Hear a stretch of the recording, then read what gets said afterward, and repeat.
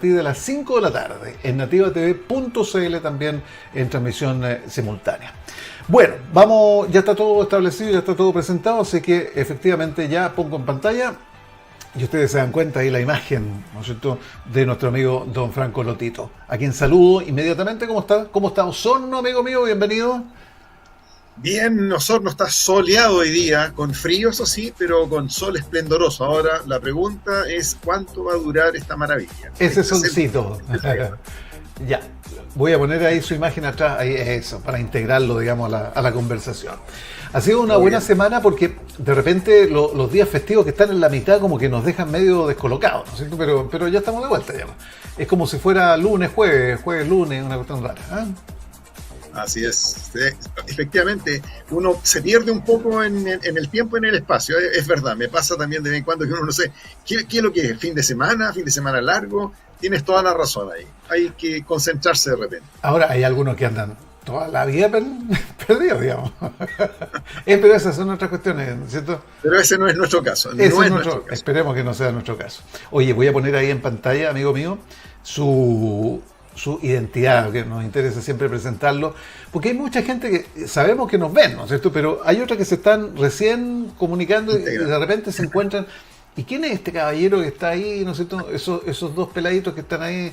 Bueno, don Franco Lotito Catino, doctor en ciencias humanas, psicólogo, Instagram Franco-Lotito-Catino, y en el Facebook es franco.lotitocatino.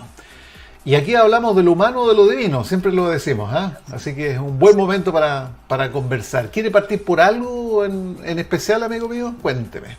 Mira, la verdad es que efectivamente he publicado varias cosas. Bueno, la gente efectivamente que se interese puede ir a esas dos direcciones o colocar simplemente mi nombre, digamos, doctor Franco Lotito, y el buscador le va a encontrar un montón de información. Pero efectivamente he publicado, y a propósito, mañana es probablemente un diario que es en papel y también digital, puede que publique un artículo mío sobre Nelson Mandela, ¿ya? Porque mañana es el Día Internacional justamente de Nelson Mandela, un líder que efectivamente fue capaz de hacer cosas que hasta ahora yo realmente desconozco que alguien pueda repetir la magnitud, digamos, de la obra que él llevó a cabo. ¿Ya? Y es el único presidente o primer ministro, digamos, de alguna nación que tiene un día dedicado a él. Es el único, no conozco otro. Incluso traté de buscar si había otra persona en las mismas condiciones y no hay ninguno, salvo Nelson Mandela. Y la verdad es que quise hacer un artículo, una columna, digamos, y un artículo más extenso, porque son dos cosas distintas. Una es una columna y otro un artículo, digamos, un poco más extenso sobre la obra, digamos, lo que hizo este señor, porque fue en realidad algo que muy pocas personas en el mundo habrían sido capaces de llevar a cabo. ¿Ya? Y eso, y bueno, tú eres un buen conocedor de la historia y sabes, digamos, que él nació en Sudáfrica, Sí. una nación absolutamente racista, o sea, ahí estaba el régimen racista blanco, digamos, El que apartheid, dominaba ¿no? Sí, pues. exactamente, el apartheid, que es la separación de raza. Ya es un concepto alemán Mm. que significa separar las razas, apartheid. Y por lo tanto, evidentemente, durante, oye, más de un siglo, digamos, efectivamente los blancos iban por un lado y los negros por otro, a pesar de que era la nación de los habitantes, digamos, originales eran los aborígenes, digamos, de esa nación. Por lo tanto, desde ese punto de vista, era una injusticia tremenda. Y Nelson Mandela, efectivamente, llevó a cabo un cambio radical, luego, a propósito de haber estado 27 años en prisión.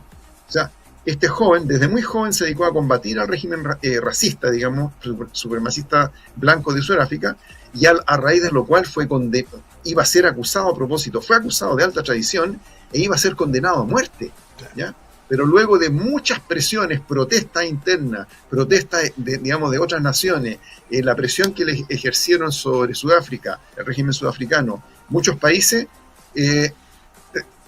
dijeron, ok, ya, no lo vamos a condenar a muerte, pero es condenado a prisión perpetua, cadena perpetua.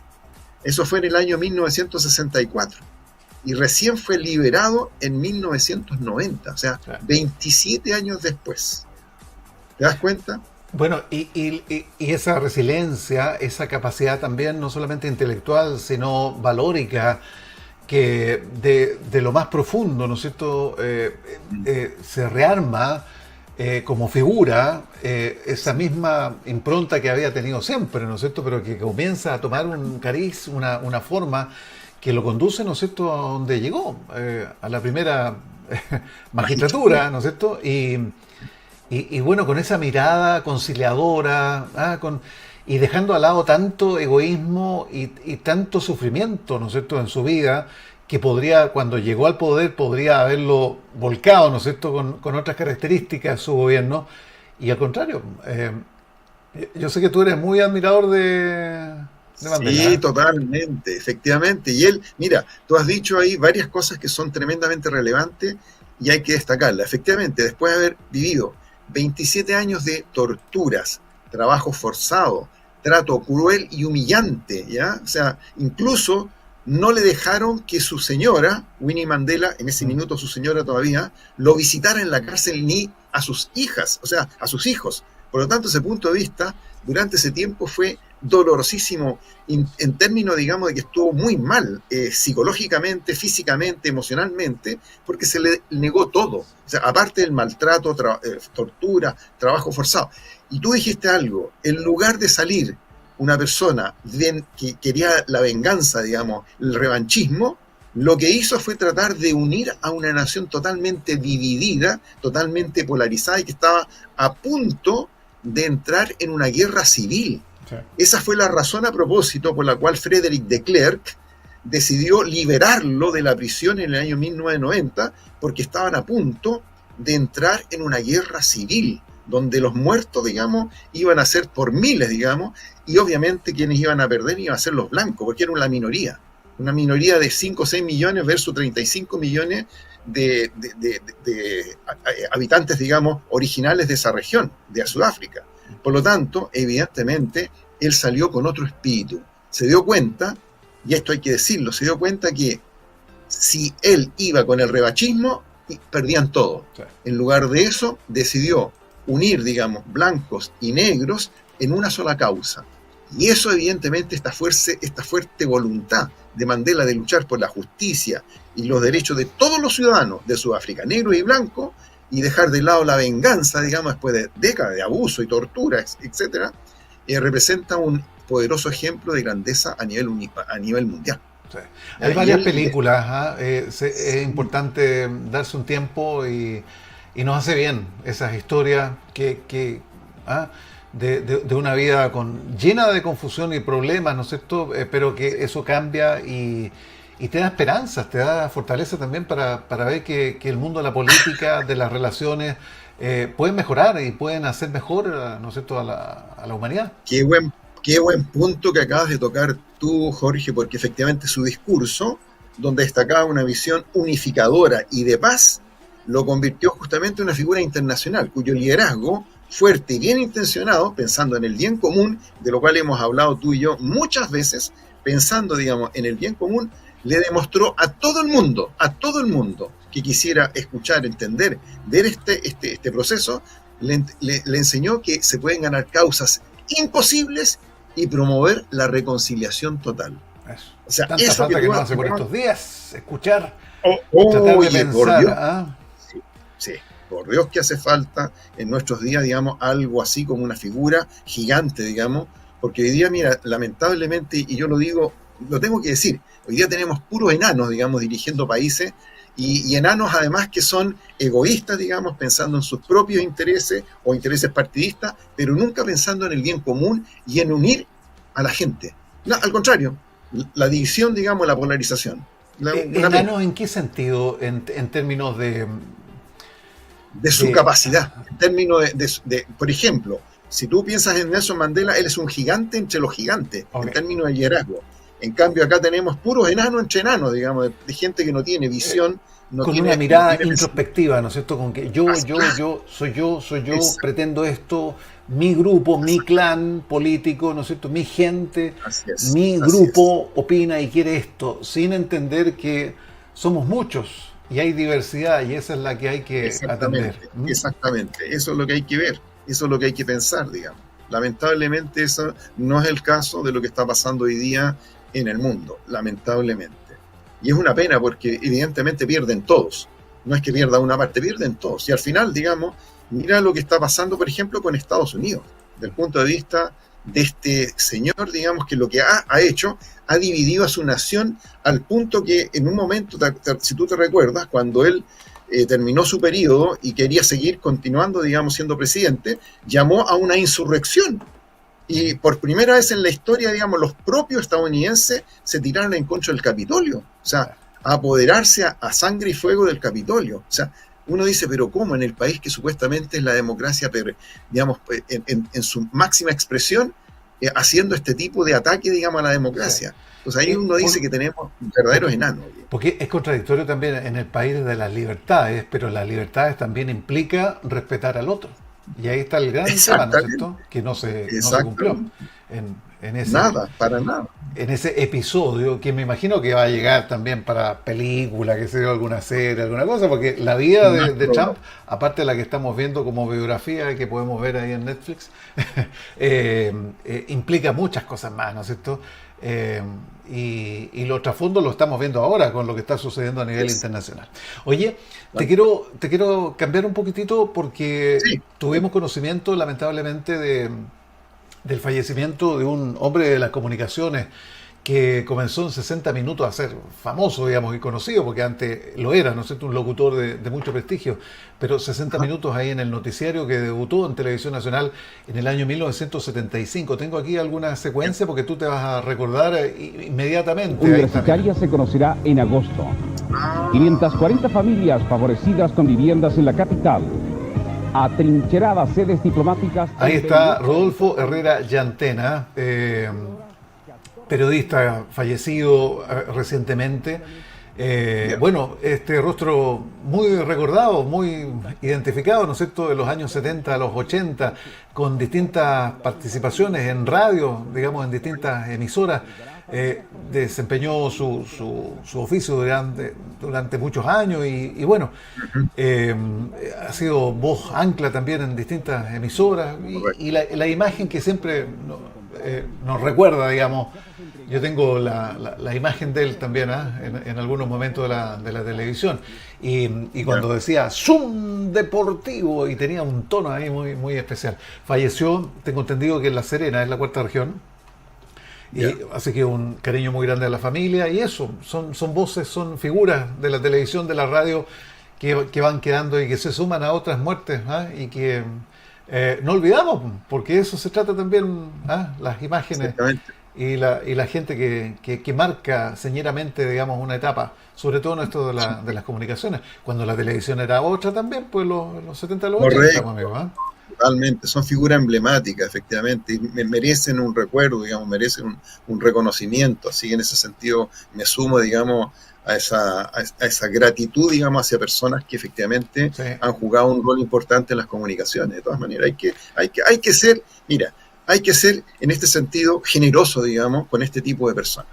Han aportado mucho a las comunicaciones y merecen este reconocimiento, de todas maneras. De todas maneras, como dice usted, pues, oiga, mire, el debate interactivo es una pregunta que hacemos habitualmente en X, en UCB Radio, y preguntamos distintas cosas. Hoy día preguntamos, mira, CADEM de esta semana, digamos, la última, 78% de los chilenos cree en la existencia de vida extraterrestre.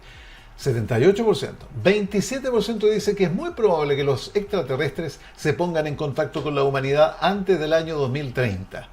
Y la pregunta humilde y no muy inteligente tal vez, pero muy repetitiva, ¿ha sido testigo de algún fenómeno ET?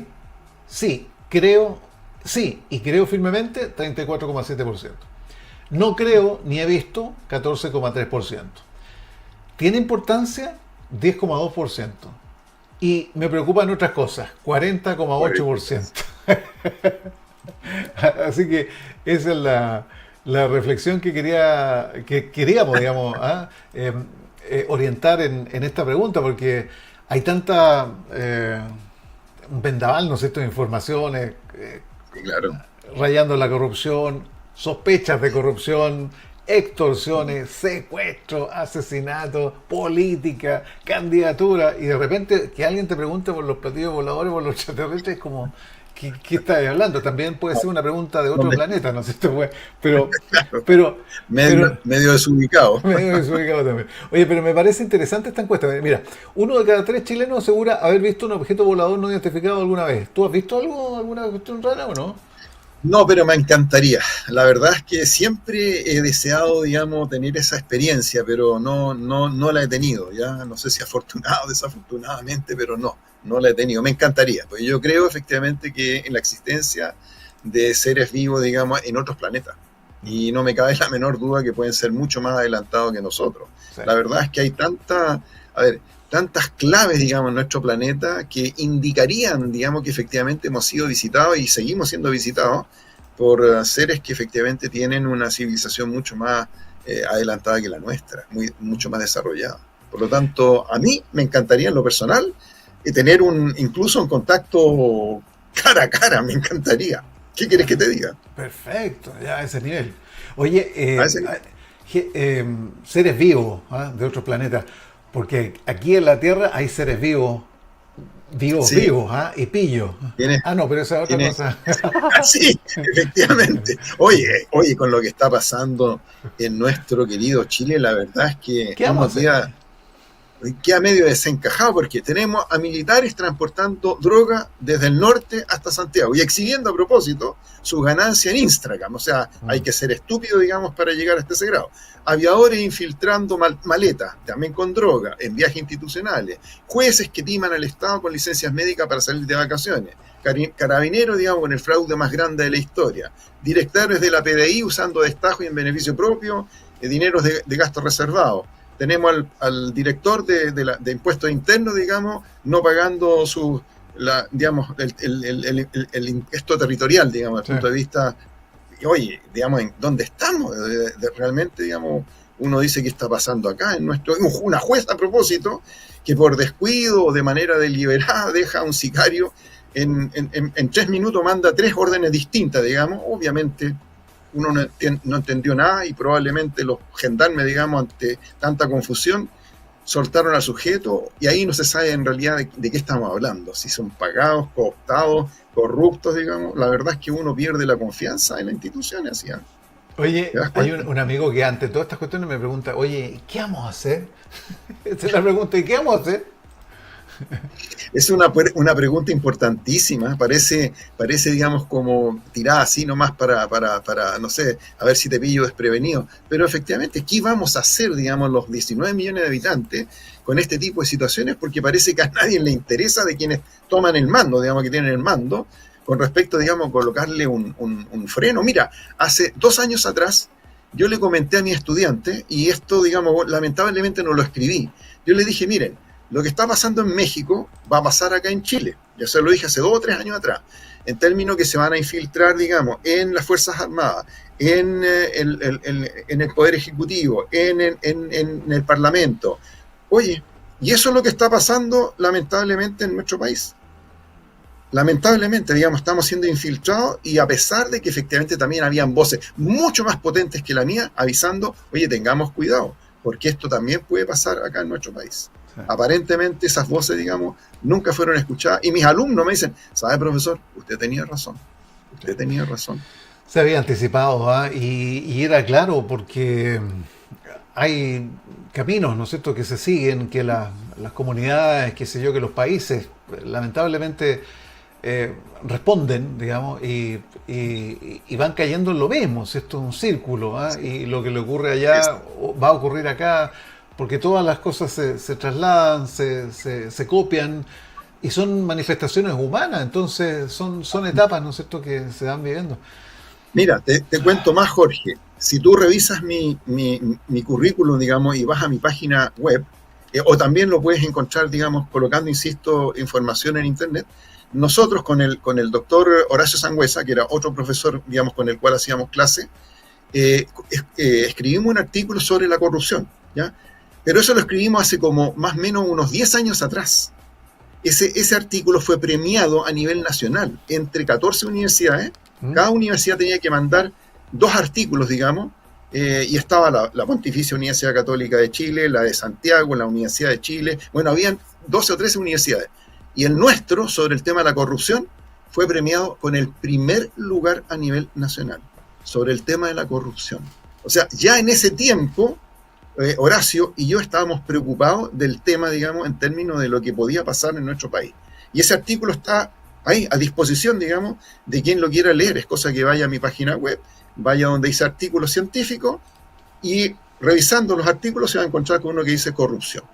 Para que tú veas, digamos, en la preocupación que teníamos con mi colega, Horacio Sangüesa, con respecto al tema, que le transmitíamos a nuestros alumnos: oye, ustedes no caigan en esto, por favor, ustedes eviten este tipo de situaciones, miren lo que está pasando en tal empresa o en cuál país, digamos, nosotros teníamos que evitar eso. Lo hablábamos con nuestros alumnos, con nuestros Oiga, don estudiantes. Franco, ¿y usted sigue haciendo clase o ya está alejado, No, digamos? yo no.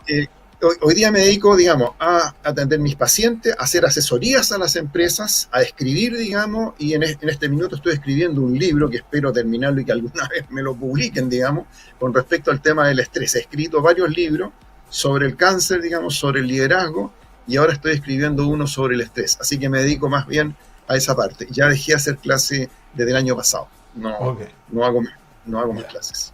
Oye, y el estrés, ¿usted se estresa con el asunto de los links, del contacto que tenemos nosotros virtuales, que no la Usted sabe por qué yo me estresé, porque efectivamente no podía cumplir contigo, digamos, desde el punto de vista de que el link que me había llegado efectivamente me permitiera conectarme contigo, y eso a mí porque yo soy yo soy bastante perfeccionista y muy cumplidor, digamos, de mis compromisos. Cuando yo doy mi palabra, la cumplo, aun cuando para mí vaya en contra, pero yo di mi palabra, la cumplo, y a veces yo me he arrepentido al punto de efectivamente tratar de cumplir mi palabra, porque lo he pasado muy mal por ese mismo hecho, digamos, de ser una persona que efectivamente se ciñe a la palabra entregada, aun cuando no hay nada escrito ni un papel firmado. Y por eso es que me incomodó, digamos, el hecho de no poder conectarme contigo en esa oportunidad.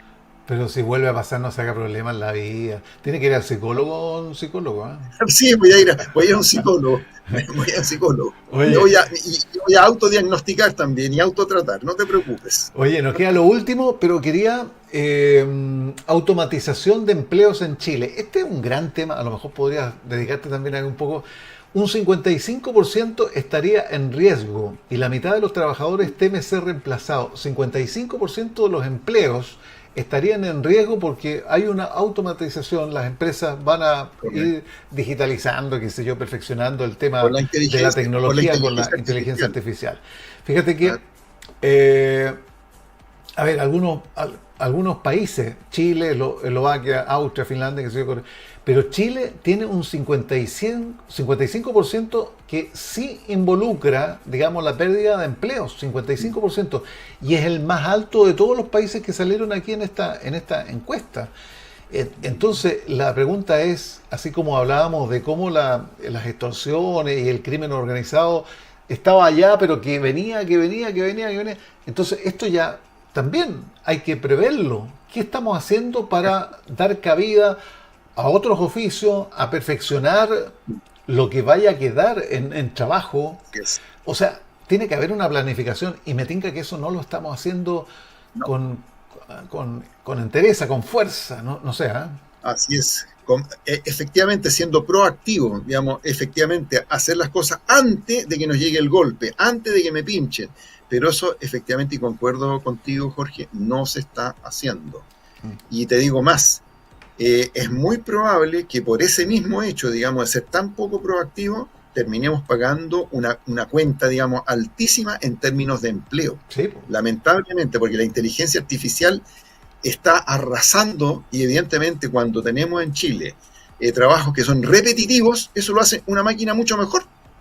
Una máquina lo hace mucho más, no se cansa, no cobra sueldo, sobresueldo, no tiene día festivo, y por lo tanto a los empresarios les conviene automatizar y colocar inteligencia artificial.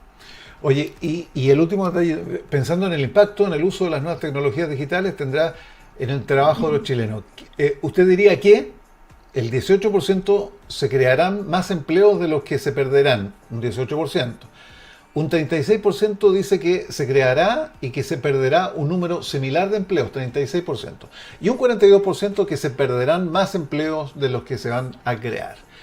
¿Quién está preocupado? 24% muy preocupado. 27% bastante preocupado.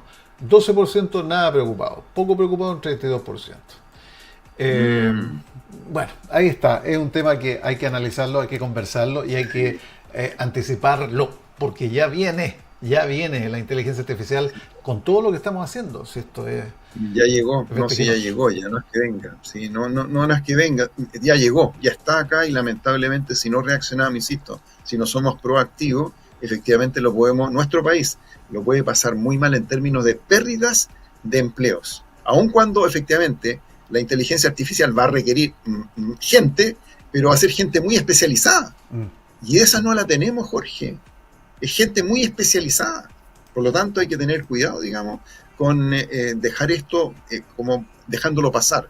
Es muy peligroso para nuestro país. Bueno, amigo mío, un gusto. Saludo a Osorno, a todo el sur de nuestro país, ¿no es cierto?, que nos está viendo, que nos está escuchando y que comparte o no comparte, digamos, nuestros puntos de vista frente a los temas que abordamos acá. ¿Ah? Sí, bueno, no hay nada que hacer, hay que respetar efectivamente las opiniones y esas son siempre bienvenidas, digamos, y el respeto tiene que estar, así que ni un problema por mi parte. Muchas gracias por la... Y nos encontramos el próximo jueves. ¿Ah? Que estén muy bien. De todas maneras, un abrazo, que estén muy bien. Gran abrazo. Chao, chao. Ya, me quedo por acá, solamente para ir a la pausa comercial. A la vuelta vamos a estar con